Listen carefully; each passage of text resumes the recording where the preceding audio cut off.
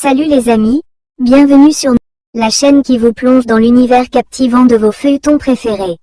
Dans cette vidéo, je vais vous faire le résumé de l'épisode 64, le grand final de votre série préférée, La Loi de la Vengeance. Dans cet épisode, vous verrez comment Elise a planifié l'assassinat de Marissa, César qui séquestre Hope, et Marissa qui sauve la vie de Elise. Et enfin Elise qui se fait emprisonner. Alors restez bien jusqu'à la fin pour être sûr de ne rien rater. L'épisode commence avec Elise qui dit à son mari et sa fille que en vérité, elle ne peut pas en vouloir Marissa si elle ne veut pas encore lui pardonner, car elle sait que régler ça ne sera pas facile. Hope dit qu'elle la comprend, mais elle est certaine qu'un jour elle et tante Marissa, elles se pardonneront. Gabriel dit à Elise que, même si elle n'a pas pu obtenir le pardon de Marissa, ils sont fiers de son humilité et de son courage. De l'autre côté, Lucinda dit à Marissa qu'elle pense vraiment que Elise a changé. Et elle peut dire qu'au fond d'elle c'est une belle personne et elle était juste manipulée par Belen. Jack dit qu'il était d'accord. Venir ici était un vrai effort pour elle. Il a senti sa sincérité et il pense qu'elle veut vraiment son pardon. De plus, il est sûr qu'elle l'a fait pour sa famille comme elle l'a aussi fait pour lui et mamie Lucinda. Parce qu'elle a déjà changé et elle ne cherche plus à se venger. Marissa dit que Elise a toujours été cupide et égoïste et ça ne changera pas. Elle le sera toujours. Alors elle ne peut pas croire qu'elle puisse réellement changer aussi vite. Lucinda dit qu'elle comprend ce qu'elle dit, et elle sait aussi ce qu'elle ressent. Mais que veut-elle de plus? Ne veut-elle pas pardonner à Elise? Elle doit apprendre à pardonner. Quelque temps après, Elise rencontre César à l'hôpital, et celui-ci demande ce qu'elle fait là. Elise demande si c'est comme ça qu'il remercie la personne qui l'a sauvé la vie. Qu'il n'oublie pas que sans son aide, il ne serait qu'un cadavre pourrissant. César dit que dans ce cas, pourquoi elle l'a sauvé? Elise dit qu'elle l'a sauvé parce que tous les deux ils ont un ennemi en commun. Ensuite, elle lui donne de l'argent et des armes, et dit que voilà tout ce dont il a besoin pour tuer Marissa.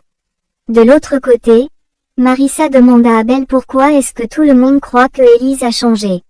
Abel demande ce que lui dit son instinct. Marissa dit qu'elle n'y croit pas une seule seconde mais sa mère pense que c'est par pur entêtement. Et maintenant elle passera pour la méchante si elle choisit de ne pas lui pardonner.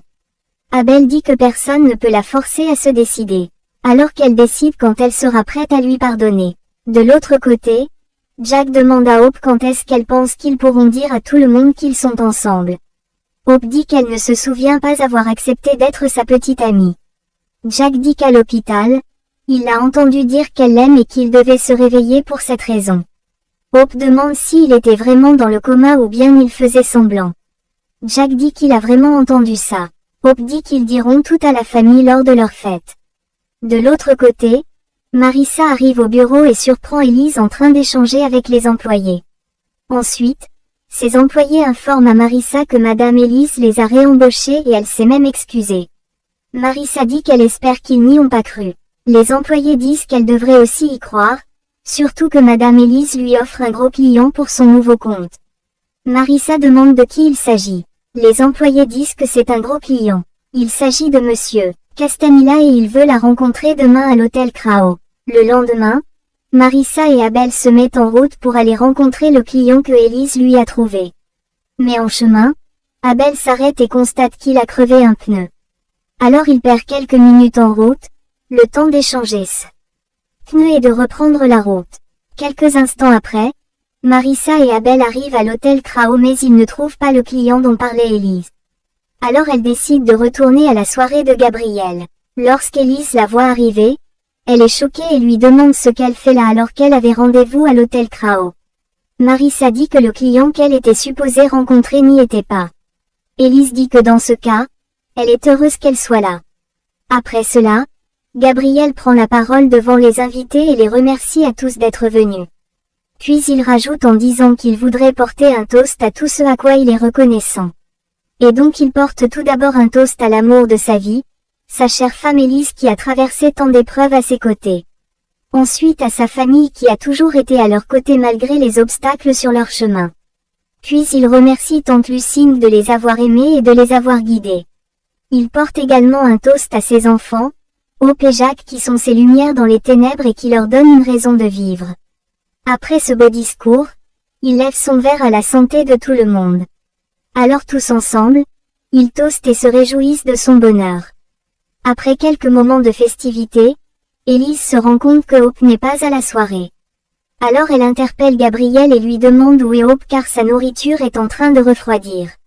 Gabriel dit qu'elle est peut-être allée aux toilettes. Ensuite Hope revient à la soirée mais en compagnie de César qui la séquestre en pointant une arme sur elle.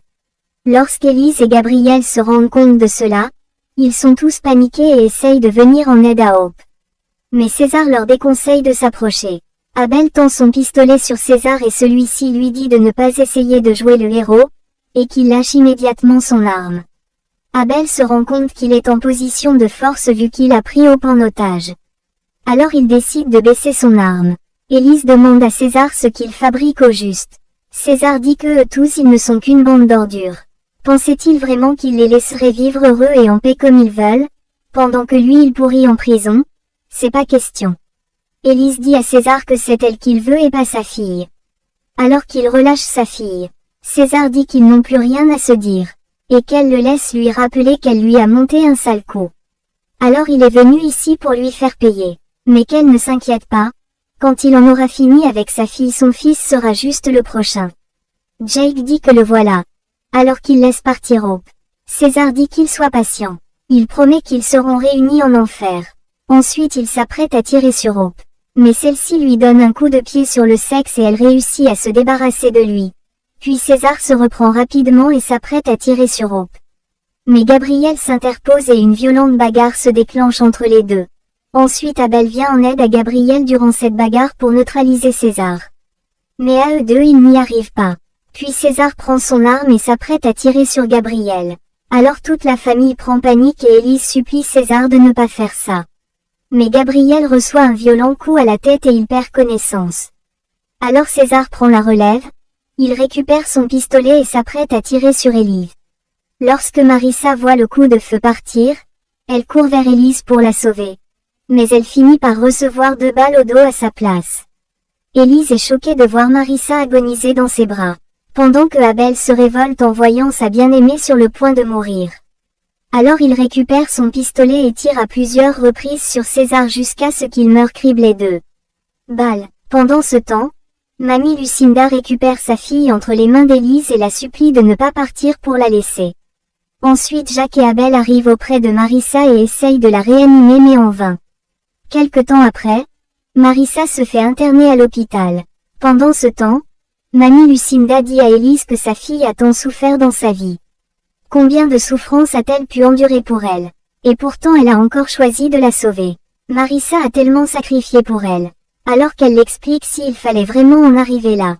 C'est-elle ce que sa fille a vécu quand elle était en prison?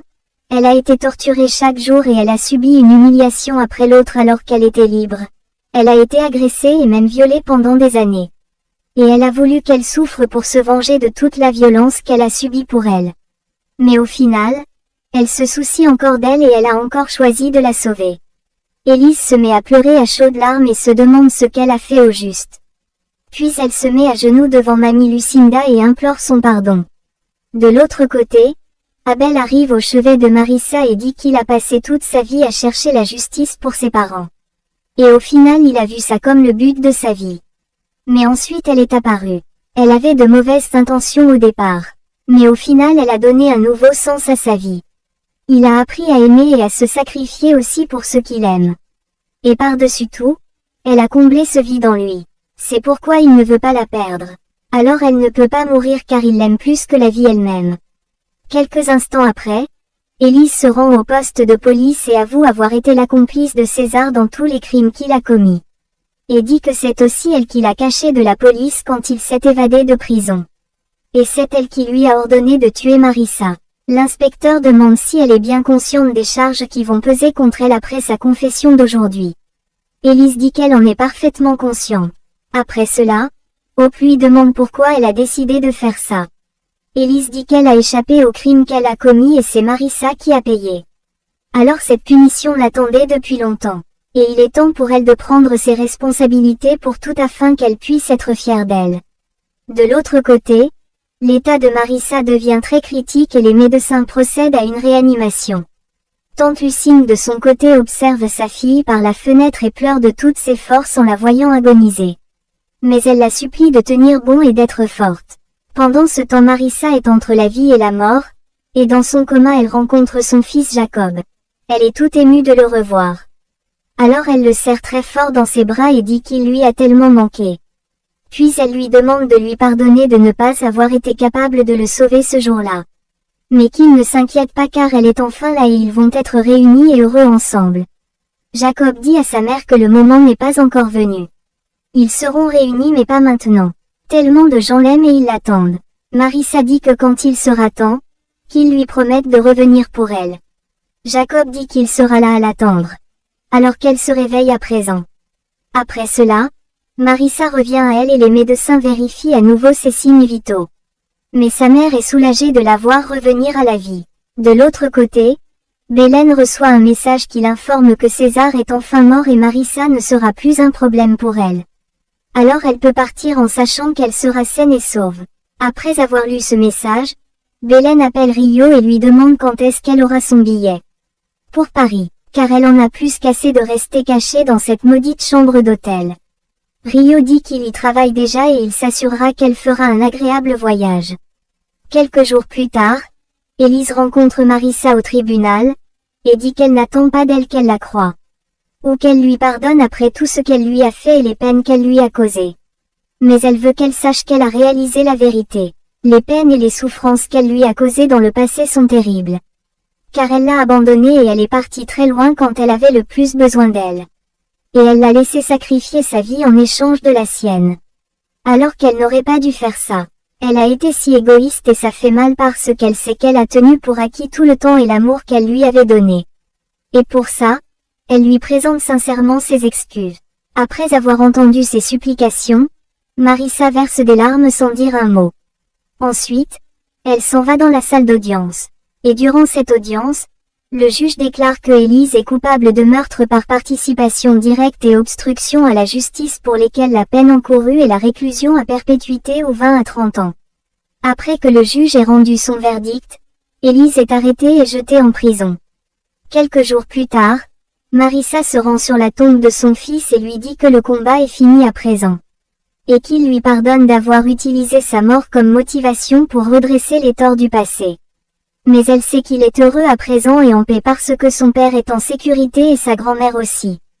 Quelques jours plus tard, Gabriel et Hope rendent visite à Élise en prison. Et celle-ci dit que maintenant qu'elle est en prison, elle se sent plus en paix et elle se sent libre. Gabriel dit qu'ils l'attendront quoi qu'il faudra. Élise dit qu'elle fera de son mieux pour être libérée sous parole dans 10 ans. Elle sait que ça fait beaucoup de temps mais ça ira tant qu'elle sait que quand elle sortira, elle viendra auprès de lui et de sa fille et ils seront ensemble. Quelques jours plus tard, Marissa signe un document juridique à travers lequel elle transfère ses 30% qu'elle avait dans la compagnie à Gabriel. Après la signature de ce document, Gabriel lui demande pourquoi est-ce qu'elle fait ça. Marissa dit que cette compagnie est la scène sur laquelle s'est jouée sa vengeance contre Élise. Alors sa mère et elle pensent que pour la paix de tout le monde, c'est mieux si leurs chemins se séparent. Gabriel dit qu'il comprend. Marissa dit qu'elle espère d'une certaine façon avoir pu se rattraper de ce qu'elle lui a fait autrefois. Gabriel dit qu'il lui a déjà pardonné depuis longtemps. Quelques jours plus tard, Gabriel et Hope se rendent sur la tombe de Jacob et Gabriel dit à son fils qu'il aurait tant aimé qu'il soit avec eux à présent. Il aurait rencontré sa sœur Hope et il est sûr qu'ils se seraient bien entendus. Et il y a tellement de choses qu'ils auraient pu faire ensemble. Alors il est désolé de ne pas avoir pu passer du temps avec lui. Mais il espère qu'il sait à quel point il aime et il prie pour son bonheur où qu'il soit. Hope dit à Jacob que ça aurait été chouette s'ils avaient grandi ensemble. Mais elle se dit qu'il est l'ange gardien qui les protège. De l'autre côté, Bélène va à la rencontre de Rio. Mais lorsqu'elle s'approche de lui elle se rend compte qu'il a été pris en otage pour la piéger. Alors elle se retrouve confrontée à ses ennemis qui sont prêts à la tuer. 2 ans plus tard, on assiste à l'ouverture de la boutique de Hope et Jack. Alors Gabriel dit à ces 2 gens qu'il est si fier d'eux, mais il doit avouer qu'il n'a pas l'habitude de les voir en couple. Parce qu'en fait, il voit encore Jack comme un fils. Jack dit à Gabriel qu'un jour il sera plus qu'un fils pour lui et il sera son gendre. Gabriel réplique en le taquinant et il se met à rigoler. Ensuite, Ils se font des câlins et les membres de la famille leur présentent les félicitations. Quelques jours après cela, Abel fait sa demande en mariage à Marissa et celle-ci l'accepte avec joie. Alors Abel lui met la bague de fiançailles au doigt et Marissa est tout émue. Ensuite ils s'embrassent. 8 ans plus tard, lors d'une balade touristique, Marissa rencontre Élise et elle lui demande si elle a enfin été libérée. Élise dit que tellement de choses ont changé par ici. Marissa dit que peut-être mais pas toutes. Élise demande si sa colère contre elle n'a pas changé. Marissa dit que sa colère contre elle s'est estompée. Sa vie a été heureuse et paisible pendant ces années loin d'elle. C'était leur amitié qui était la source d'amertume et de colère. Et elle a accepté le fait que leur amitié ne sera plus jamais ce qu'elle était. Élise dit qu'elles ont vécu des vies plus paisibles depuis. Mais elle est sûre que leurs chemins continueront de se croiser. Et peut-être qu'un jour elles redeviendront de vraies amies. Marissa dit que peut-être bien un jour. Alors Élise s'en va en repensant aux bons moments qu'elles ont passés lorsqu'elle était amie dans l'enfance. Voilà tout pour la finale de votre série préférée La Loi de la Vengeance. Donnez-moi vos avis dans les commentaires. Bisous.